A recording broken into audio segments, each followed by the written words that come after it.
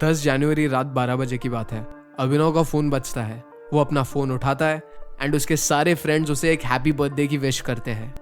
आज अभिनव 20 साल का हो चुका है। वो ऑफिशियली अपने 20s में आ चुका है। उसको रात भर काफ़ी मैसेजेस आते हैं, लोग उसकी स्टोरियाँ लगाते हैं एंड उसकी क्रश सोनिया भी उसे मैसेज करती है। अभिनव ये बात पे बहुत खुश होता है और वो सोनिया को अपने बर्थडे पार्टी में भी इनवाइट कर लेता है, बट सोनिया नहीं आती। अगले दिन वो जाकर अपने दोस्तों के साथ जम के पार्टी करता है, खाता है, पीता है, ड्रिंक करता है एंड यहाँ तक कि पहली बार स्मोक भी करता है। घर आते आते लेट नाइट हो जाती है एंड फिर वो घर आके सो जाता है। अगले सुबह 3 बजे अचानक से उसकी आंख खुल जाती है और उसे स्ट्रेस होने लगता है। अब यहाँ पे जानने वाली बात यह है कि वो पढ़ाई में इतना अच्छा नहीं है एंड उसके पापा पैसे वाले होने के कारण अच्छा डोनेशन दे के उसके लड़के के लिए एक अच्छी कॉलेज में एडमिशन ले लेते हैं। पर एडमिशन लेने के बाद भी उसका वहाँ पे बिल्कुल मन नहीं लगता, क्योंकि जब वो अपने आप को शीशे में देखता है उसे अपने आप को देख के घिन आती है। मोस्ट ऑफ इंडियन बॉयज़ की तरह उसकी स्किन काफ़ी डार्क होती है, चेहरे पे पिंपल्स होते हैं, वो एकदम दुबला पतला होता है और उसकी ज़्यादा हाइट भी नहीं है। तो बट ऑब्वियस है, इन्फीरियोरिटी कॉम्प्लेक्स तो होना ही है। तो वो जहाँ कहीं भी जाता है उसे लोग अपने से ज़्यादा ही अच्छे दिखते हैं। उसके क्लास में भी उससे ज़्यादा इंटेलिजेंट बच्चे थे। जिम ज्वाइन करता है तो वहाँ उसे अपने से ज़्यादा अट्रैक्टिव मैन दिखने लगते हैं, जिन्हें देख के वो इंस्पायर होने की बजाय अपने आप को कंपेयर करके डिप्रेस होने लगता है। इस 20 साल की उम्र में उसे अपनी लाइफ कंप्लीट फेलियर लग रही होती है। उसे लगता है कि वो अपने आप को बिल्कुल बदल नहीं पाएगा। वो जैसा है उसे अपने आप को खुद ही एक्सेप्ट करना पड़ेगा। सुबह के 5 बजे तक ये सब सोचने के बाद एट द एंड उसे एक ही कंक्लूजन मिलता है, ये सब करने के लिए बहुत टाइम है यार, हो जाएगा सब, और वो वापस सो जाता है।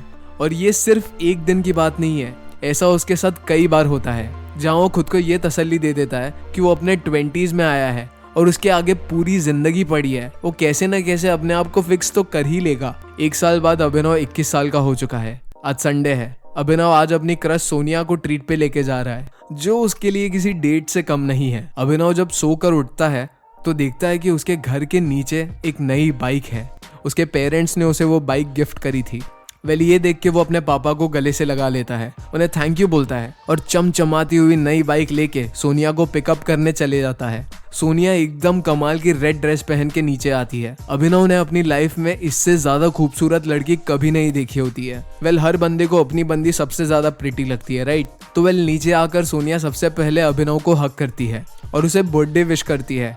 अब वैसे तो अभिनव सख्त लौंडा है, पर यहाँ वो पिघल गया। वो उसके साथ बाइक पे बैठती है और दोनों बाहर निकल जाते हैं। दिल्ली के चंपा गली में एक अच्छे से कैफे में जाके वो लोग बैठते ही है, उससे पहले वहाँ वो नोटिस करते हैं कि कुछ लड़के सोनिया को घूर रहे हैं। उसे देख के स्माइल कर रहे होते हैं, कमेंट्स पास कर रहे होते हैं। ऐसे फिजिकली आके छेड़ते नहीं है, बट वो ऐसे ही सोनिया को बहुत अनकंफर्टेबल फील करवा रहे होते हैं, जिसपे सोनिया अभिनव से कुछ बोलती नहीं, बट दोनों ही एक दूसरे की आंखों में देखते हैं और समझ जाता है कि कुछ तो गलत हो रहा है। यहाँ अभिनव सोनिया से बस एक बात कहता है, जस्ट इग्नोर देम, और ये चीज काम कर जाती है। ये दोनों उन लड़कों की बात पर कुछ रिएक्शन नहीं देते और वो सब भी वहाँ से चले जाते हैं। अब ये चीज कितनी सही है या गलत वो आपको आगे पता चलेगी। 1 साल बाद अभिनव 22 साल का हो चुका है। सोनिया अब उसके साथ नहीं थी, उसके सारे दोस्त भी अब बिजी थे। ये बर्थडे अभिनव के लिए बहुत स्ट्रेस वाला है, क्योंकि कॉलेज खत्म होने वाली है, उसकी कैंपस प्लेसमेंट्स चल रही है और वो दिन रात मेहनत कर रहा है ताकि उसे एक अच्छी जॉब मिल पाए और उसके पापा ने जो उसके पढ़ाई में पैसे लगाए थे वो वापस से वो रिकवर कर पाए, क्योंकि उसके पास एक डिग्री तो थी बट उसके पास स्किल नहीं थी। उसके पेरेंट्स भी उससे बहुत डिसअपॉइंटेड होते थे और तो और उसके दोस्त भी उसे एक नीची नजर से देखते थे। और लोगों का तो क्या है, लोग तो उसे बड़े ताने मारते थे कि अपने बाप के पैसे पे मजे कर रहा है। जिसके बाद उसे काफी एंजाइटी होने लगती थी कि उसके हाथों से सारा टाइम निकलता जा रहा है, बट वो अपने टाइम और सिचुएशन की रिस्पॉन्सिबिलिटी कभी खुद नहीं लेता। लाइफ में जब भी कुछ उसके साथ होता है तो वो सिर्फ ब्लेम गेम खेलता है और अपने आप को विक्टिम बना के कंप्लेन करता रहता है। जॉब नहीं मिली क्योंकि एजुकेशन सिस्टम बेकार है, लड़की नहीं मिली क्योंकि लड़कियां सिर्फ पैसे वाले लड़कों के साथ हैंग आउट करते हैं, खुद का कुछ नहीं हो रहा है क्योंकि पेरेंट्स सपोर्ट नहीं कर रहे। बट डेस्परेशन में आके उसे जैसी तैसी एक एवरेज जॉब मिली और वो उसने ले ली। 3 साल हो चुके थे। ये अभिनव का 25th बर्थडे था। वो अपनी बोरिंग सी जॉब में अच्छा कर रहा था। खुश तो नहीं था, पर सैलरी आने पर खुश हो जाता था। मॉल जाके शॉपिंग कर लेता था, सैटरडे नाइट्स को पार्टी कर लेता था, महंगी बाइक है, लेटेस्ट आईफोन है और ये सब कुछ EMI पे। वो कहते हैं ना, जब इंसान के पास टाइम और एनर्जी होती है तब पैसा नहीं होता, और जब पैसा होता है तब एनर्जी नहीं होती। बट ये अभिनव अपने 20s के पीक पे था। उसके पास टाइम, पैसा, एनर्जी सब कुछ था, जहाँ वो कोई नई स्किल सीख सकता था, रिस्क लेके अपने लिए कुछ कर सकता था, अपनी हेल्थ पे काम कर सकता था, अपने आप को ज्यादा अट्रैक्टिव बना सकता था। पर एज यूजुअल वो कुछ नहीं करता। मंडे से फ्राइडे मर मर के जीता था और सैटरडे संडे गलत आदतों में इंडल्ज करके जीते जीते मरता था। अगले साल 26th बर्थडे उसकी लाइफ का एक एवरेज दिन की तरह बीत रहा था। वो सुबह उठता है, ऑफिस जाता है और शाम को वापस घर आ जाता है। घर आके उसे वही सेम बात वापस सुननी पड़ती है।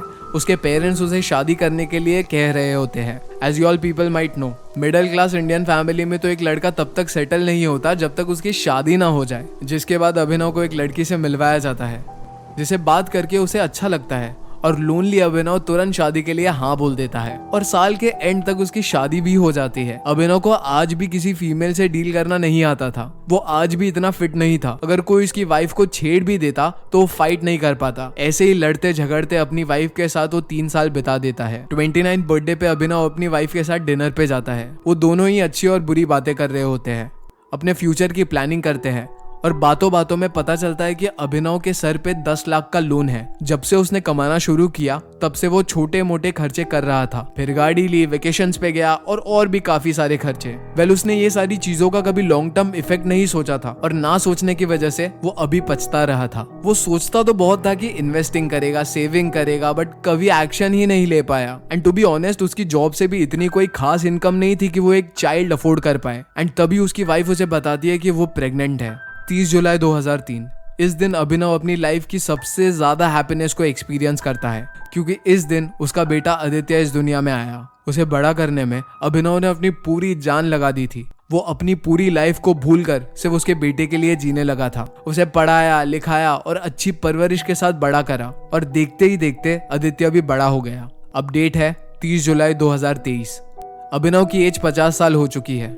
आज उसके बेटे आदित्य का बर्थडे है। वो देखता है कि उसके दोस्त उसे वीडियो कॉल करके विश कर रहे होते हैं। वो रेडी होके डेट पे जा रहा होता है, पार्टी करके लेट नाइट वापस घर आ रहा होता है। अभिनव ये सब देख के डर जाता है क्योंकि उसे ये साइकिल फिर से रिपीट होती हुई नजर आ रही थी और वो देख पा रहा था कि जैसे उसकी लाइफ बर्बाद हुई थी वैसे ही उसकी बेटे की लाइफ भी बर्बाद हो रही थी। इसीलिए वो अपने लाइफ के उन सारे लेसन्स, रिग्रेट्स और मिस्टेक्स को याद करता है जो लाइफ ने उसे सिखाए थे, जो वो चाहता था कि उसे पहले कोई बता देता जब वो अपने बेटे की एज में था। इसीलिए वो अपने बेटे को बाइक देने के बजाय उसकी लाइफ की सबसे बड़ी गिफ्ट देता है, एक पेपर जिसमें उसने यंग आदित्य के लिए 6 रूल्स लिखे थे जो उसे एक हैप्पी और सक्सेसफुल लाइफ जीने में काफी हेल्प करेंगे, जो उसके डैड ने अपनी खुद की लाइफ से सीखे थे।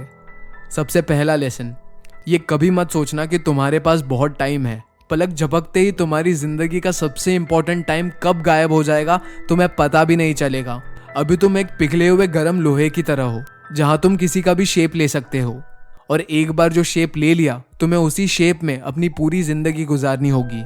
लेसन नंबर 2, कभी भी लड़ने से डरना मत। अपने आप को इतना पावरफुल बना लेना ताकि कोई तुम्हें या तुम्हारे परिवार की तरफ आंख भी उठा के देखे तब भी सामने वाले की फट जाए। अगर कोई लड़की तुम्हारे साथ है तो उसे प्रोटेक्टेड फील करवाने की जिम्मेदारी तुम्हारी है।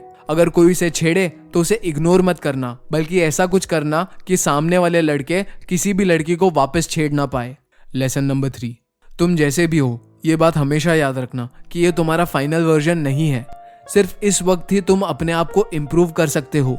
दूसरे लोगों को खुद से कंपेयर करके खुद को नीचा मत दिखाओ, बल्कि हर दिन खुद को खुद से कंपेयर करके खुद को प्राउड फील करवाओ। लेसन नंबर 4, हर दिन को बस यूं ही मत गुजार दो। जो भी कर रहे हो उसके लॉन्ग टर्म इफेक्ट के बारे में सोचो। जिंदगी का सुख छोटे मोटे मोमेंट्स में होता है और जिंदगी का दुख छोटे मोटे मोमेंट्स का एक कंपाउंड इफेक्ट होता है। लेसन नंबर 5, जिस इंसान के पास हाथ का हुनर होता है वो कभी भूखा नहीं मरता। चाहे तुम कितनी भी पढ़ाई कर लो, एक पेपर तुम्हारी कामयाबी को नहीं दिखा पाएगा। अपनी जिंदगी में सिर्फ एक नहीं कई सारी स्किल्स को मास्टर करना जरूर सीखना। And the last and final lesson, तुम्हारी लाइफ में जो कुछ भी हो उसकी रिस्पॉन्सिबिलिटी हमेशा खुद लेना। कभी किसी को ब्लेम मत करना, कभी किसी से कंप्लेन मत करना।